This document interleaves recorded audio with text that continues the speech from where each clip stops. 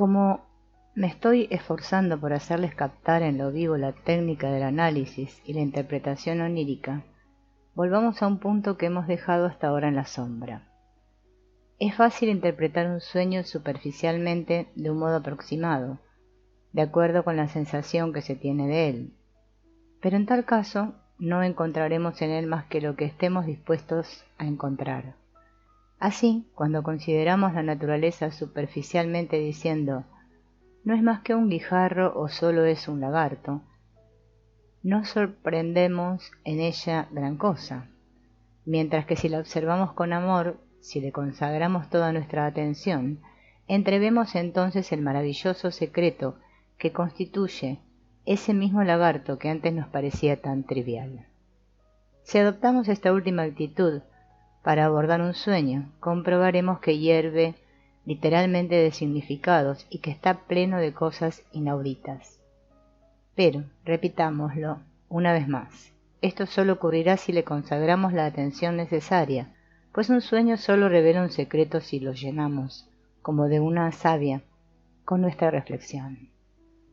Nos habría sido muy fácil pasar por alto ese monstruo torpe e incómodo, pero entonces el sueño no nos habría enseñado nada. Un sueño, estudiándolo como lo hemos hecho, puede en ocasiones hacer surgir y poner sobre el tapete el problema fundamental, crucial, de un individuo, cuyas profundidades revela, extrayendo de ellas lo esencial y actualizando en un supremo debate su concepción de las cosas. Sueños tan reveladores son naturalmente menos frecuentes en los seres que piensan de un modo sencillo, aunque yo he conocido sueños de personas de carácter muy simple y que expresaban en los términos más simples pensamientos infinitamente profundos. Intencionadamente, a este respecto, les he contado la historia del hacedor de lluvia, pues exteriormente es la historia más simple y modesta que se puede imaginar, lo que no le impide contener todo el misterioso secreto del Oriente.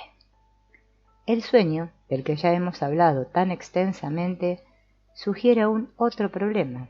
Nuestro paciente tiene 42 años y su neurosis comenzó cuando tenía 37 o 38, es decir, al comienzo de la segunda mitad de la vida.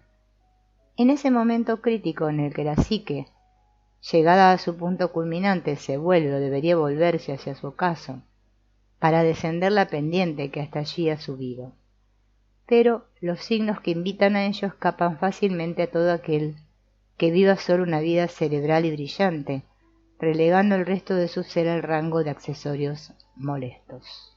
Esta es la razón por la que surgen tantas neurosis entre los 40 y los 42 años en el hombre y entre los 35 y 40 en la mujer.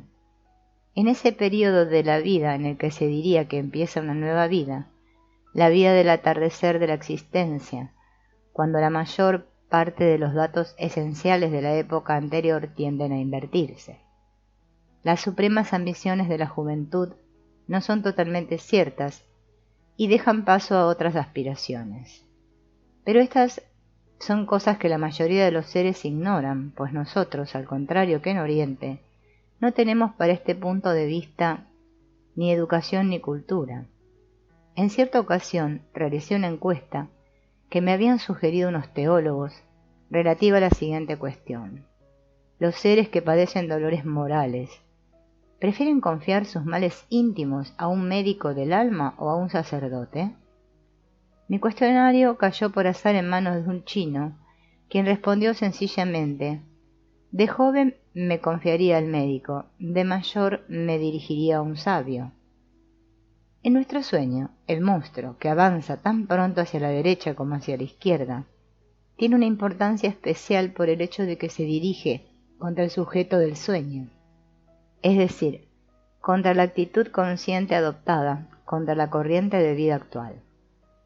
Esto habría debido obligar al sujeto a reconocer la existencia de una potencia que se enfrenta con su conciencia, confesión que, naturalmente, es muy desagradable de hacer, pues no nos gusta conceder que dentro de nosotros existen potencias cuyas voliciones son diferentes de las nuestras y que exigen ser tomadas en consideración. Se ignora lo que son estas potencias, pero se las aborda con una desconfianza insuperable, y sin prestarle más atención se las reprime. Ahora bien, hay muchas cosas preciosas que a primera vista nos parecen muy modestas e insignificantes, pero si Dios le da vida, si nosotros le concedemos una atención suficiente y le damos tiempo para desarrollarse, el tosco capullo del gusano de seda puede engendrar una magnífica mariposa. Yo no evoqué en mi paciente este aspecto del problema, pues a causa de su actitud mental no habría encontrado en él ninguna simpatía. Interpretando un nuevo sueño tendremos ocasión de abordar ciertas nociones esenciales, como por ejemplo la del arquetipo, expresión que designa una imagen originaria que existe en el inconsciente. El arquetipo es también una forma de complejo, pero al contrario de los que hemos estudiado hasta aquí, no es ya el fruto de la experiencia personal, es un complejo innato. El arquetipo es un centro cargado de energía. El dragón, por ejemplo, constituye una de estas imágenes originarias arquetípicas. Si, en el transcurso de mi existencia, no encuentro al dragón que hay en mí, si llevo una vida que se mantiene libre de esta confrontación, acabaré por sentirme a disgusto, un poco como si me nutriera constantemente de alimentos carentes de vitaminas o de sal. Tengo que encontrar al dragón, pues este, del mismo modo que el héroe, es un centro cargado de energía. Si el encuentro no se produce, esta carencia provocará, con la edad de contrariedad semejante, a la que hace sentir la omisión de una necesidad natural del hombre. Esto puede parecer paradójico, pero estas imágenes originarias, de las que hay multitud, tienen cada una su carga específica, de la que no somos beneficiarios hasta que, tras haberlas descubierto, no las hemos incorporado de una forma cualquiera a la trama de nuestra vida. El encuentro con el dragón puede efectuarse según diferentes modalidades, siendo lo esencial que haya confrontación. Quizá consiga que se comprenda mejor mi pensamiento, diciéndoles que uno no se encuentra completamente a gusto hasta que no se encuentra a sí mismo, hasta que no tropieza consigo mismo. Si no se ha chocado con dificultades interiores, uno se queda en la propia superficie. Cuando un ser entra en colisión consigo mismo, siente inmediatamente una sensación saludable que le procura bienestar. Hay arquetipos que son esenciales, que pueden suscitar modificaciones fundamentales en una vida humana. La zona más oscura que rodea el centro en nuestro esquema 4 es un mundo mitológico y fabuloso, un mundo inferior o un mundo superior, como se quiera, que está formado por núcleos de potencial energético, núcleos que llenan nuestra vida. Un ser que estuviera desprovisto de ellos sería de una indiferencia inhumana. Hemos dicho anteriormente que los símbolos del sueño son de naturaleza esencialmente individual, y que lo interesante es sobre todo interpretar una serie de sueños, lo que confiere a la interpretación una seguridad infinitamente mayor que cuando se hace sobre un sueño aislado. En lo que sigue, voy, al menos en apariencia, a contradecirme y a romper las reglas hasta aquí establecidas. Voy a interpretar un sueño aislado, que no forma parte de una serie y a cuyo autor no conozco. Interpretaré este sueño arbitrariamente, pero mi forma de proceder no estará sin embargo injustificada.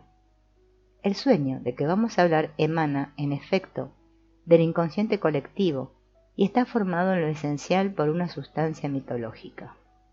Ahora bien, si un sueño está formado de materiales personales, su interpretación supone que se conozcan las asociaciones del sujeto, a las que el analista apenas si puede añadir gran cosa, dado que precisamente una persona es en su individualidad esencialmente diversa de cualquier otra. ¿No tiene cada individuo su vida propia, sus imágenes y sus representaciones propias? Pero esto, que es capital a nivel del inconsciente personal, no es ya cierto para los materiales que emanan del inconsciente colectivo. Ante un arquetipo, el analista puede y debe comenzar a pensar, pues depende de una estructura común a la condición humana, a propósito de la cual mis asociaciones serán tan válidas como las del sujeto del sueño. Yo puedo pues proporcionar los paralelismos, los materiales comparativos, en resumen, el contexto, con la sola condición de poseer un saber suficiente. En el sueño de que acabamos de hablar, mis conocimientos han podido contribuir a elucidar la significación universal del monstruo. Y esto es más o menos cierto para cualquiera, pues todos hemos oído hablar de cuentos, leyendas y mitología. El sueño del que me propongo hablarles procede de un joven que se encontraba entonces en el estadio premonitorio de una psicosis maníaco-depresiva. El comienzo de la neurosis y de la psicosis frecuentemente está marcado por la aparición de sueños que tienen una gran importancia por las indicaciones que contienen sobre las causas y la significación del trastorno que va a estallar. Parece como si se asistiera a una última tentativa por parte del inconsciente para elevar en un supremo impulso hasta la conciencia del sujeto los símbolos que podrían, en su confusión, proporcionarle una preciosa línea de conducta. La explosión de una neurosis o de una psicosis está marcada siempre por un período y un estado de perturbación, en el curso de los cuales comienza a desaparecer la sensación de seguridad inherente a la vida normal. El enloquecimiento y la inestabilidad que de ello resultan afecta profundamente al inconsciente, que se revela contra la perturbación. La unilateralidad o la perversión de la conciencia, rebelión que provoca por parte del inconsciente un sueño, verdadero mensaje de circunstancias. Incluso no es raro que en ciertos sujetos aparezcan trastornos nerviosos en una época de su vida en la que creían haber alcanzado una seguridad muy particular, por ejemplo, cuando han hecho suya una convicción que les parece irrefutable, pero que resultando más o menos deficiente para su inconsciente, provoca la rebelión de éste, que dirige un sueño capital al consciente. Los sueños que tienen lugar al comienzo de una neurosis o de una psicosis constituyen, junto con los sueños de la primera infancia, los sueños más interesantes que se puedan encontrar. Subrayemos aún a modo de preámbulo que yo no conocía al sujeto del sueño. Fue un amigo mío, médico, alienista, en una clínica, quien encontrando el sueño particularmente significativo me lo comunicó. Su enfermo era un francés de 22 años muy inteligente y esteta. Como verán ustedes, las expresiones, la versión del sueño, son absolutamente generales y no exigen, por así decirlo, ninguna asociación personal, ya que los símbolos que utiliza son de la especie que deja habitualmente a los pacientes faltos de asociaciones. Los sujetos que tienen sueños de esta clase quedan bajo la impresión de su extrañeza e ignoran de dónde pueden haber sacado semejante imaginería. Por otra parte, los materiales asociativos que se relacionan con las pocas alusiones personales incluidas en el sueño me han sido comunicados de modo que estamos en condiciones de comprenderlas. Añadamos aún que el enfermo hizo un viaje a España y que las representaciones que juegan un papel en el sueño son en su mayoría de origen español. Fue a raíz de ese viaje cuando estalló la depresión, que fue diagnosticada de psicosis maníaco-depresiva. Al cabo de 6 meses, el enfermo pudo salir de la clínica, pero pocos meses después se suicidó. Su depresión parecía entonces prácticamente curada y el joven puso fin a sus días en un estado aparentemente tranquilo y razonable. Su sueño nos hará comprender por qué se suicidó. Es el siguiente. Bajo la Catedral de Toledo hay una cisterna llena de agua en comunicación subterránea con el Tajo. Esta cisterna es una pequeña habitación oscura. En el agua hay una enorme serpiente cuyos ojos brillan como piedras preciosas.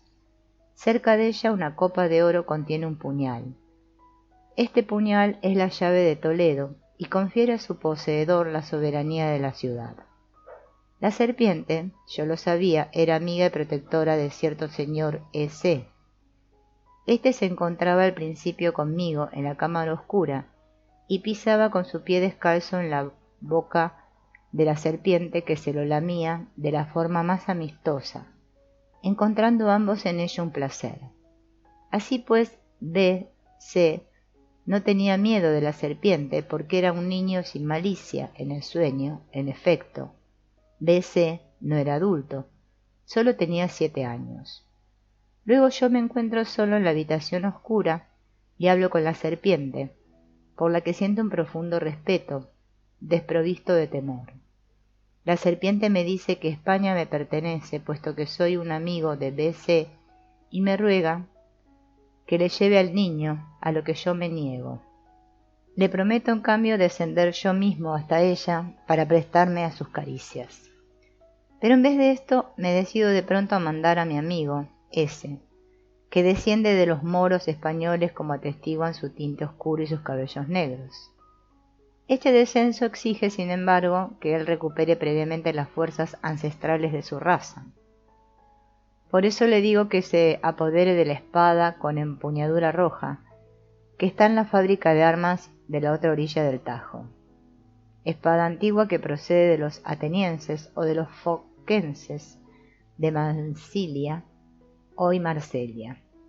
Este amigo fue a buscar la espada y bajó a la cisterna, donde yo le dije que se traspasara la palma de la mano izquierda con la espada, cosa que hizo. Pero no tuvo fuerza para permanecer en presencia de la serpiente. Subyugado por el dolor y el temor, palideció y vacilando, volvió a subir la escalera sin haberse apoderado del puñal. Por eso no pudo adueñarse de Toledo y yo tuve que abandonarle allí, como si fuera un adorno. Y aquí lo que los primitivos que juzgan la naturaleza de los sueños con mucha finura, habrían llamado un gran sueño. Los otros, los sueños corrientes, no cuentan a sus ojos. Pero si alguno de ellos tiene un gran sueño, siente la intuición inmediata de su significación colectiva, que le hace sentir la necesidad de contar el sueño a todos los que le rodean, como si tuviera para ello una obligación moral respecto a la tribu. Se reúne entonces el círculo de hombres que se sientan en el suelo y escuchan el relato del que tuvo el sueño. Ciertos idiomas primitivos poseen una expresión para el sueño ordinario y otra para el gran sueño. Este comportamiento singular no es sólo característico de los primitivos, se encuentra también en Europa, en Roma, donde duró hasta el final de la República. Sabemos, por ejemplo, que la hija de un senador romano, a la que Minerva se le había aparecido en sueños, se presentó ante el Senado para, de acuerdo con su sueño, reclamar la restauración de un templo de Minerva que se había dejado que llegara a un estado ruinoso. El Senado, impresionado, concedió las sumas necesarias. Este relato expresa claramente la intuición inmemorial del carácter colectivo del gran sueño, que no pertenece a quien lo tiene, sino a la colectividad, al pueblo, a la totalidad de los seres. Si la interpretación de un sueño parece acertada, todos obtendrán con ello un provecho, cosa que no se podría pretender de los pequeños sueños que corrientemente se tienen. Expongamos el contexto de este sueño impresionante. El sujeto, como ya he dicho, ha estado en España y en particular largo tiempo en Toledo, que es una ciudad de carácter inolvidable. La joya de la ciudad es su catedral gótica, una de las más bellas de Europa. A nuestro hombre le causó una profunda impresión. Todo lo que haya entrado en una catedral gótica ha sentido hasta qué punto la Edad Media cristiana y su espiritualidad están vivos todavía en ella y se imponen al visitante. Debajo de esta catedral, en cierto modo debajo del mundo espiritual y radiante de la Edad Media, hay una cisterna cuya agua oscura está en comunicación con el Tajo. El Tajo rodea Toledo por 3 lados. Como todo río, constituye un símbolo del fluir de la vida que pasa, del fluido paternal. Nosotros decimos, por ejemplo, nuestro padre el Rin, Vater Rhein. Si alguna vez se han encontrado ustedes a orillas de un río que corre tranquilo entre 2 bosques y han contemplado su curso permanente y regular, comprenderán el valor simbólico que el Tajo puede tener en nuestro sueño. El río está unido por un brazo subterráneo a la cisterna, que constituye así un remanso aislado de las aguas apresuradas de la vida. Toledo sigue siendo hoy una ciudad fortificada. En el pasado fue una fortaleza de las más inexpugnables de España. Capital de Castilla durante mucho tiempo, contaba en la Edad Media con 200.000 habitantes y estaba dominada por alcázares moros. Esta ciudad, llena de murallas y de torres, causa en el viajero una impresión inolvidable de cohesión, de unidad, de tensión altiva contra todas las influencias que provienen del exterior. Es la encarnación de una fuerza soberana. Por eso la ciudad es, desde tiempos inmemoriales, el símbolo de la totalidad perfecta, capaz de imponerse por su propia potencia frente a todas las influencias disgregantes, el símbolo de la existencia eterna, como la celeste Jerusalén, que encarna la plenitud de los cielos, un estado duradero fuera del alcance del tiempo. La cisterna es una sombría caverna situada bajo la iglesia. Debajo de las iglesias de la Edad Media suele haber una cripta, que es entre nosotros todavía un lugar para sepulturas y en donde antaño se procedía a los misteriosos secretos. En el agua de la cisterna nada una serpiente. La serpiente, como hemos dicho a propósito del sueño anterior, es un animal de sangre fría, un vertebrado que encarna la psique inferior, el psiquismo oscuro, el inconsciente, lo que hay de raro, incomprensible, monstruoso en nosotros, lo que puede alzarse, enemigo de nosotros mismos, capaz de ponernos, por ejemplo, mortalmente enfermos. La serpiente tiene ojos que relucen como piedras preciosas, lo que desde los primeros tiempos constituyó, no faltan las tradiciones que lo confirman, un atributo de la serpiente mágica. Las piedras preciosas, al igual que la copa de oro, subrayan todo lo que hay allí de inestimable. La copa representa un tesoro, contiene un puñal, que es, al mismo tiempo, la llave de la ciudad. Este es ese tesoro que un dragón siempre tiene por misión guardar. La palabra dragón viene del latín draco, que significa simplemente serpiente. El dragón, símbolo del alma instintiva e inferior, es un animal considerado como nefasto en Occidente, mientras que en Oriente pasa por ser un animal propicio. En las leyendas suizas, por ejemplo, los dragones acechan siempre en las orillas de los ríos. A menudo son guardianes de fuentes, guardianes en ocasiones demasiado amenazadores. Aparecen casi siempre en relación con algún tesoro que se le quiere sustraer. En este caso es la llave de la ciudad, de la que el héroe, el amigo del sujeto del sueño, debía apoderarse.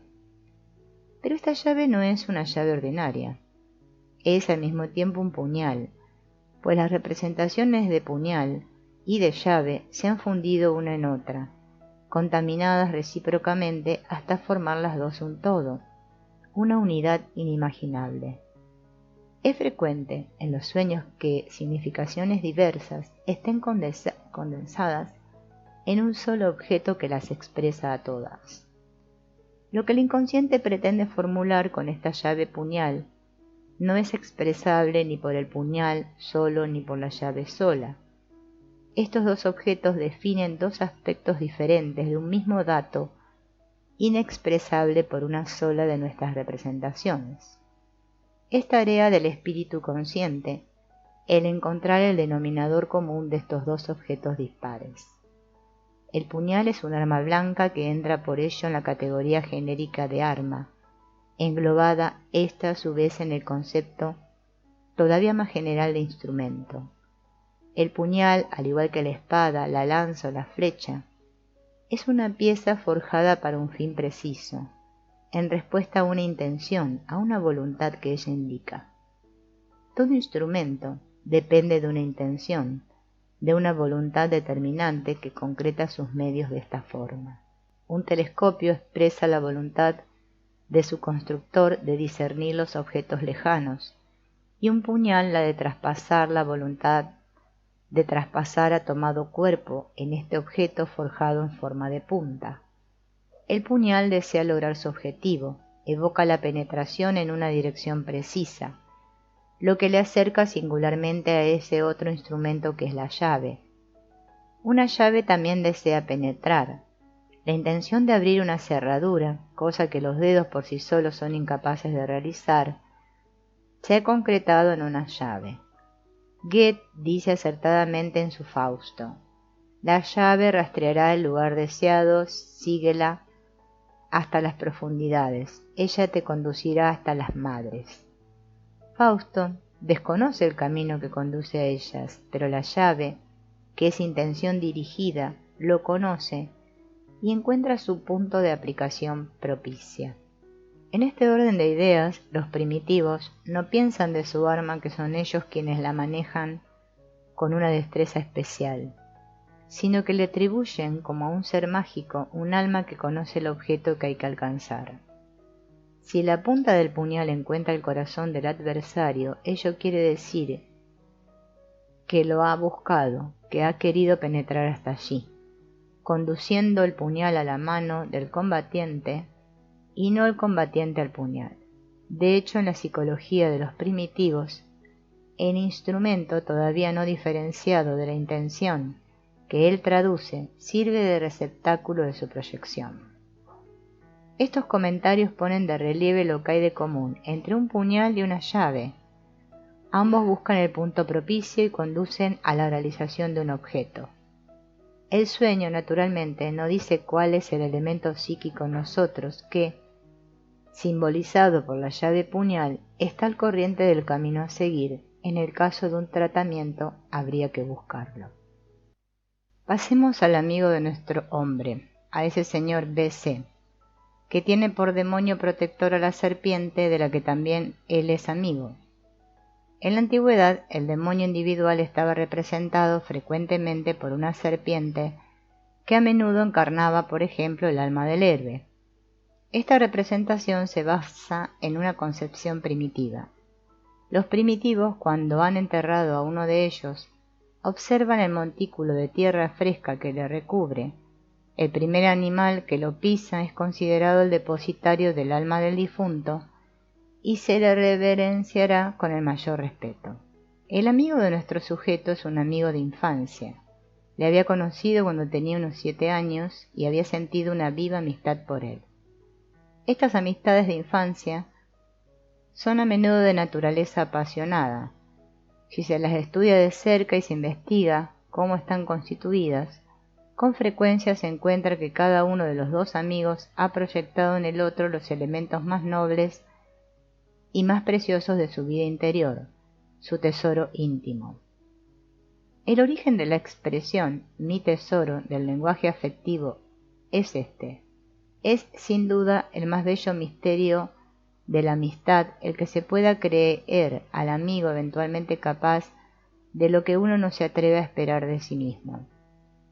Estas amistades de infancia se basan con frecuencia en un secreto, en la intuición infantil de valores inestimables, de un gran tesoro oculto al que el amigo acaso tiene acceso. De nuestra vida escolar nos acordamos, sin duda, de que entre nuestros compañeros algunos pasaban por héroes, eran temperamentos especialmente dotados o estimables, a los que se quería cariñosamente y a los que se creía capaces de realizar maravillas. Ese señor B.C. había sido para nuestro hombre un amigo idealizado de este modo. A sus ojos desconocía el miedo, era capaz de grandes cosas y con toda pureza pasaba por ser un niño sin malicia. Por eso puede poner su pie en la boca de la serpiente, por ser el pie la parte del cuerpo tradicionalmente designada, ya en el catecismo nos los decían, para las mordeduras de la serpiente. El niño de nuestro sueño puede aventurarse en el antro de la serpiente, que tiene para él sentimientos amistosos e incluso es su protectora. Encontramos aquí de nuevo una representación primitiva y originaria. Las tribus africanas creen que sus hechiceros van acompañados de demonios, bajo forma de reptiles, y al alma la consideran una serpiente. Cuando un negro se pregunta con perplejidad lo que debe hacer, dice, mientras se aleja, me voy a hablar con mi serpiente, queriendo decir con ello que va a hablar con su alma. La serpiente en nuestro sueño no solo no aparece bajo una luz nefasta, sino que parece ser de muy buen augurio, ama al muchacho y éste manifiestamente le corresponde. El mismo motivo lo encontramos en el gran misterio de Eleusis, representado sobre un vaso funerario célebre, en que el iniciado acaricia la serpiente de Demeter, madre de la tierra. Del mismo modo, en la mitología germánica se encuentra la leyenda según la cual quien logre besar a la serpiente la transformaría en una bella joven, el cuento del rey de las ranas. Procede de una imaginación análoga. Solo el niño sin malicia, el hombre no desconfiado, puede no asustarse en presencia de una serpiente. Todos los demás seres humanos sienten un profundo terror. Es este uno de los secretos de la infancia que se desvanece con ella. El ser, al crecer, olvida el secreto de la totalidad infantil, del niño que sabe dejar vivir en él todo un mundo sin paralizarlo con reflexiones, juicios, condenas, del niño que vive en una especie de jardín del paraíso, donde todos los seres crecen pacíficamente unos junto a otros. Desvaneciéndose este secreto con la edad, podemos decir que sólo un perfecto insensato está en condiciones de presentir después esta totalidad disipada y enfrentarse sin miedo con su demonio interior. Gracias a su joven amigo, la serpiente le dice al sujeto del sueño que toda España le pertenece. El país entero significa, de nuevo, una idea de totalidad. La posesión de España del país entero es un símbolo de la totalidad ya implícitamente incluida en la soberanía de Toledo. Como la serpiente impide el acceso a la totalidad del ser, es preciso, y él mismo expresa el deseo, descender hasta ella. Le dirige al que sueña la apremiante petición de que le lleve otra vez al niño, en otros términos, y pasando a lo general el alma inferior, localizada en la médula espinal, en instinto profundo, en nosotros, aspira a recuperar al niño. En vez de esto, corrientemente le prodigan muchos consejos tenidos por razonables. La serpiente, no obstante, reclama expresamente al niño juguetón, y sin malicia, pues sólo con él puede entenderse, y no con el adulto, el moralista raciocinante, que apenas sabe sino pontificar desde lo alto de su conciencia. En cualquier caso, el ser consciente del sujeto que sueña siente ante la serpiente deferencia, sentimiento que por sí solo atestigua cualidades poco comunes en nuestro enfermo. Este le habla a la serpiente con respeto, pero sin temor. Quizá habría sido mejor que lo sintiera. El descenso al antro de la serpiente, que representa un problema central, es también una reviviscencia de un patrimonio cultural ancestral. La iniciación, en efecto, ha sido imaginada siempre como un encantamiento, como un descenso a la caverna en la que yacen los secretos en los que se va a ser iniciado.